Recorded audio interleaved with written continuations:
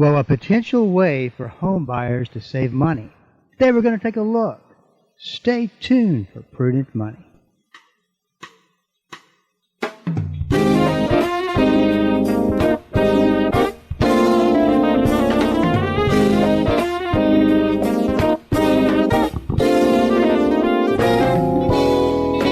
Good afternoon, this is Bob Brooks, and you are listening to the Prudent Money Radio Show. Thank you so much for joining me today. You know I do appreciate it. If you just happen to have been out last week, you decided to turn the radio on to see what was going on KDKR, we are not new to KDKR, but we are at a new time slot. We were at 3 o'clock Prudent Money. Now we're at 4:30 to 5, and we're very blessed to be here and sharing with you what we feel that God wants us to know about stewardship. If you've got any questions whatsoever, you have a couple of choices. You can go to the website. Up at the top of the website page is a link to Ask Prudent Money, and send it in, and I'll get you taken care of. I'm very, very serious about being available and answering questions on the website. You can also today call in to 1-877-913-5357, 1-877-913-5357. As a general rule, you do not have to ask a question based on what we're talking about. You can just ask whatever's on your mind. So all that, if you need some resources, whatever you need, you can go check us out at prudentmoney.com. We'll get you taken care of.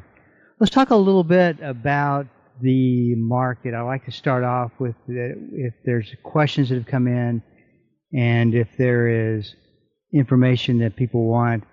And the question that I had that come in today was, what do I think about the environment for stocks? Now, it doesn't take a genius to realize that the market has been absolutely hot for actually since the bottom of the small bear market we had in 2022, which was October of 2022. It's been on just a tear. And there's some good things and some bad things about that. Because what ends up happening is stock prices go up, then the stock price and the company start to get out of balance. What I mean by that is they become very expensive, and so XYZ company looked good at $10 a share because that's around where it was worth. Well, now it's $20 a share, and if you buy that stock, you're probably, absolutely, paying too much for it. And so everything gets out of balance, and we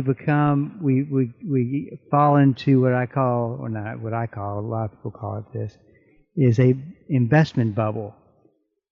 We saw one in the real estate markets in 2008 come apart. Of course, that was a totally different situation, but there was an investment bubble. And then we saw it, and these are just, I bring the ones to light that you probably know of. The dot-com bubble in 1999. So the problem is that think of it this way, in order to let some of the air out, you keep blowing that balloon, and it gets so big that it gets to a point to where it pops and all the air comes out of it. It's somewhat like what would happen today. I look at the market as investors are walking a tightrope, and it would not take much to knock the investor off of the tightrope. And I want to stress that. I think we're in pretty dicey times. Now, not to say the market couldn't go up another 20%, it certainly could. But the more the market goes up from here, the more risk that you are assuming. And it's just something to be aware of. I've seen it many times in history, and it's something to take seriously. When I do a workshop, and I usually would typically, I haven't done one in a few years, I'm talking about doing one in January. When we do workshops, we make a list of everything that is troublesome, which spells risk for the investor for the next year. And I would have typically 8 to 10 different scenarios that would be rough for the market to overcome. This was just a quick list that I put together. And the problem is that they're all pretty big events.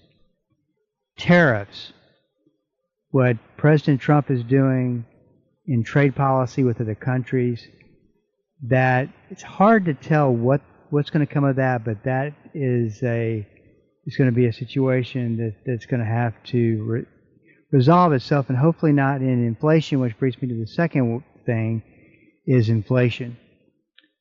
And inflation is, actually, we're still today. You don't have to believe me. Just check the prices.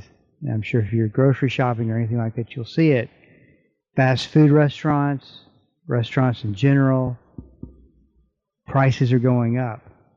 And this is what we saw right during the COVID time frame, is that, especially in the restaurant industry, or maybe we're ultra sensitive to it in this area because it's like what do you do for fun? You go out and eat, and lots of restaurants, right? So we saw ownership of the restaurants raise prices in anticipation of inflation. But that is a big issue, and it's also a big issue because the Federal Reserve Board, who is in charge of being in keeping inflation under control, is starting, it looks like, is going to start lowering rates even more. And if that happens, that will cause more inflation. We'll talk about that in depth at some point, but inflation is definitely a big one. Bubbles in the stock market, but you also have bubbles in other investment categories as well, not just the stock market. Then there are interest rates, and what a problem those are potentially causing. Believe it or not, a lower interest rate does not solve the problem. It just makes it a little bit dicier. And then there's debt. We always kind of forget about the debt. The debt is a real problem, and is one that we're definitely going to have to get our arms around. I think we're today at 37 trillion. We're at like 1.2 or 1.3 trillion of credit card debt, and yet we just continue to go on. It's no big deal. Nobody's paying attention to it. I just, unfortunately, I think that there is a day that's going to come into play and be the risk that it is that nobody's paying attention to. So there's a few things that would start off my list if I were doing a workshop. Had another question about bonds. What do you think about bonds? Now, typically, when stocks go down, bonds are a great place to be because they take away some of the risk when you're looking at bonds. Stocks. You usually balance them out. The problem with bonds, and it has been the problem with the past 3 or 4 years, is that bonds are driven by interest rates. If interest rates go up, bond prices go down. And what we've seen is we've just seen interest rates go up and up and up, and making it a really tough environment for bonds. I think that there will be a great time to be in bonds. I don't think it's today. That's just my opinion. But it's really interesting as people look for different alternatives to combat the risk in their stock portfolios. But like I said, I don't think bonds are necessarily the answer today. This is Bob Brooks, and you are listening to the Prudent Money Radio Show. Thank you so much for joining me today. You know I do appreciate it. If you do have a question for me, I want to invite you to go to the website, www.prudentmoney.com. Once you get to the website, there's a link at the top of the page. Just click through. Send me an email. Try it out, because I do answer those emails myself.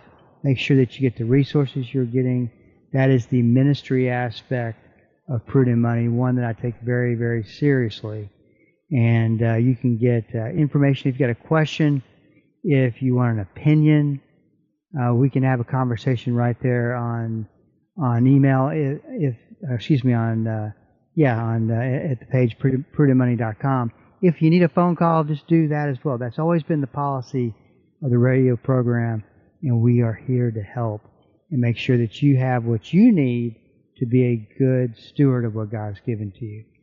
1-877-913-5357. I do have a line open. Would love to hear from you today if you got a question for me.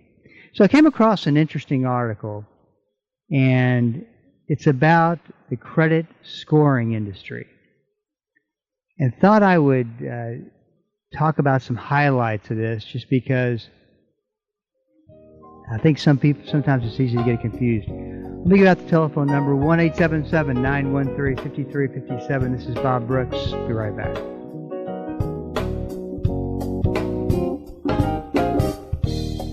Hello, this is Bob Brooks. Proverbs 22:3 and Proverbs 27:12 are the exact same verse word for word. I call them the stewardship verses of risk. A prudent person foresees danger and takes precautions.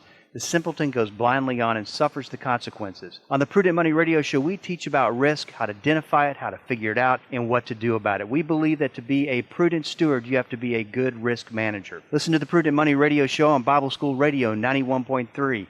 Prudent Money, home of the modern-day steward movement.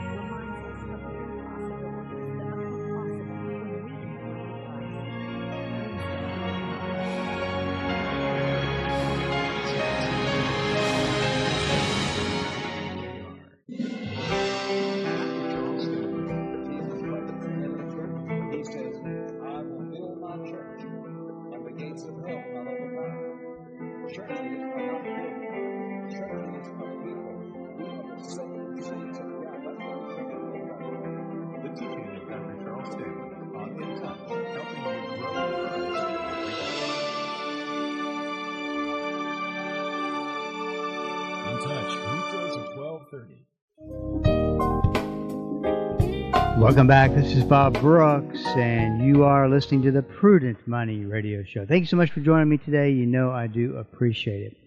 1-877-913-5357 if you'd like to call in with a question. I do have a line open. Would love to hear from you. Let's talk a little bit about the credit scoring industry. This article came out, and we'll dive into it and talk a little bit about what it said. It's talked about credit scores and the mortgage industry, obviously a very, very big industry. So the players in this particular setup is FICO, and FICO is a very big, important company when it comes to credit scoring, because they have the credit scoring model, the FICO model. So you take the information, you plug it into FICO, and it produces what they feel like is a credit score. Then you have TransUnion, Equifax, and Experian. Those are your credit reporting agencies. They collect all of the information on you. There's 3 credit files. They all have a credit file for you.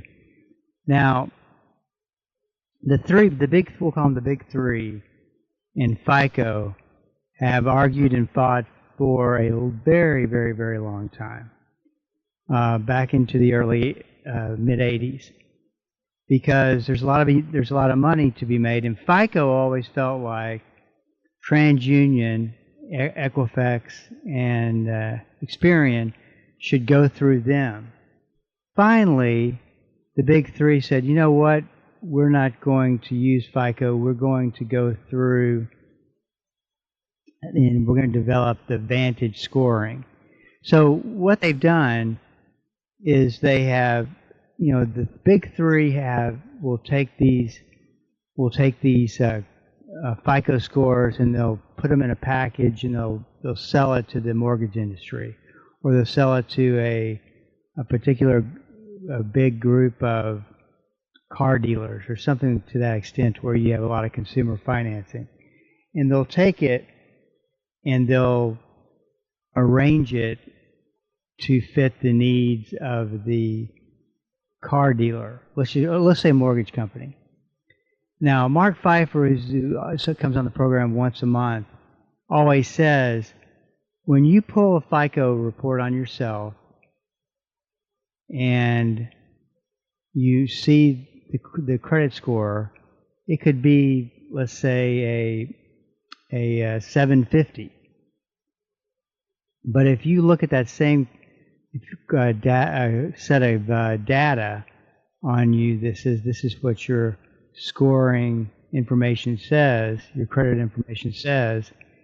For the mortgage industry, it could mean that you've got I'm just pulling this number out, a 650. It could be, he said there's always a big difference between the two, because mortgage industry takes this information and they want FICO to look at it, certain things, and put more weight on one thing versus another. And so they came up with their own scoring system using the FICO model. So finally, TransUnion, the big three, came up with Vantage scoring, and a lot of times that's what you're pulling when you go to look at your credit score. You're looking at Vantage scoring and what that says about you as a consumer, whether you're likely or unlikely to pay. Now, companies who are out purchasing this information from the big three credit, and then you also have people purchasing FICO as well, on the consumer side. But you're comparing Vantage to FICO. I mean, FICO is the gold standard, and of course this is important information when it comes right down to it. I mean, companies want to know, am I taking good risk? Am I extending credit to somebody who is likely to have a problem paying back the money they borrowed? So this article says the credit scoring industry is going through a big shift as companies compete to gain more power over the market and prospective home buyers. The latest move comes from Fair Isaac Corporation, which is FICO, which is giving mortgage lenders a way to obtain borrowers' credit scores directly while cutting out the big three credit bureaus, which have historically packaged them for those lenders. And then it goes on to say this could be good news for consumers, and they draw the conclusion that, well, if the big three are saving money, then that's going to come down and is going to be a good thing for the consumer. I think that's a little bit of a stretch.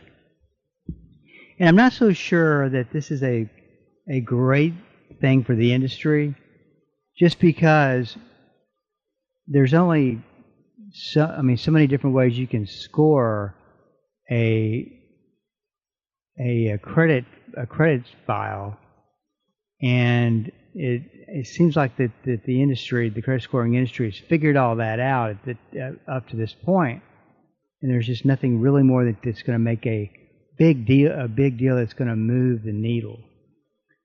But anyway, we'll see. That's an interesting story. The thing that makes me wonder about this is how do they? Well, I can't remember. I lost my train of thought.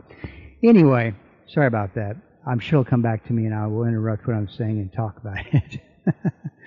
This is Bob Brooks, 1-877-913-5357. That is the number to call, and I do have a line open. I was talking a little about yesterday. What we didn't get as soon into it as I would have liked to, but so we had it carried over to today. But there was a survey done by Northwestern Mutual, which is done every year, and it focuses in on consumers and investors and what they're doing.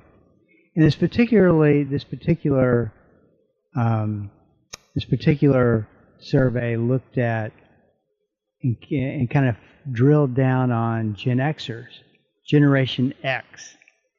1960, if you were born 1965 to 1980, you were a member of the Gen X. I am a member of the Gen X, 1966. And the statistics came back that 54% don't think that they will be prepared for retirement. 56% think that they will outlive their savings and not leave any inheritance for their children. And I hear this a lot, where people will come into my office, they'll sit down and we'll talk about retirement, how they feel about it, where they think that they are, and 9 times out of 10 comes the answer: there's no way I'm going to retire. Absolutely no way that it's going to be possible for me to retire. And my first question is, how do you know? How do they know that they're not going to be able to retire? How do they know they're not going to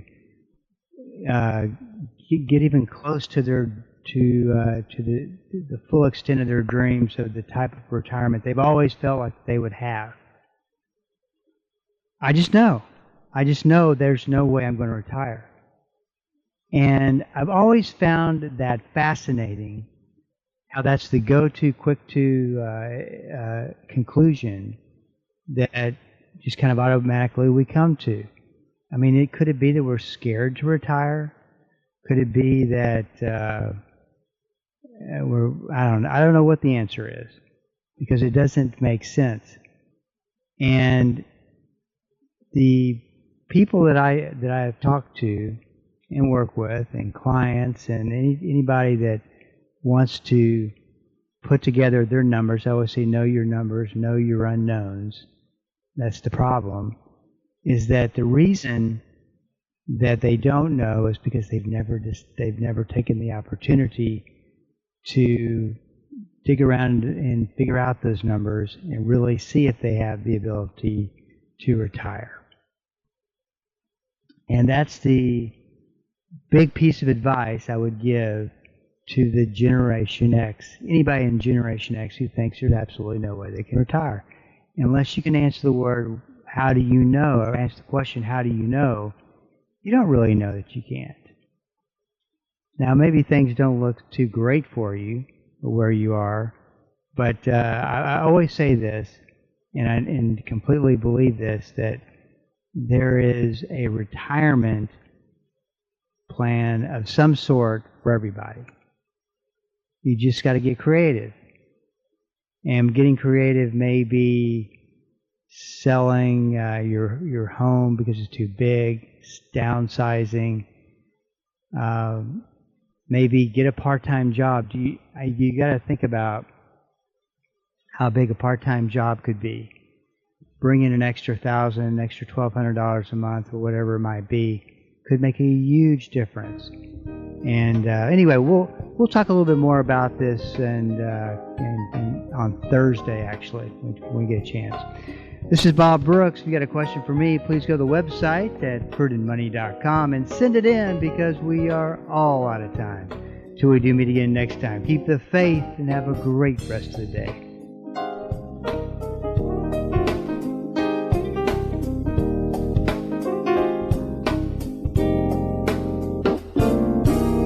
That's all the time we have for today. Questions or comments for Bob, or to find out more great information like what you've just heard, visit www.prudentmoney.com. Be sure to join Bob Brooks again for the next edition of Prudent Money.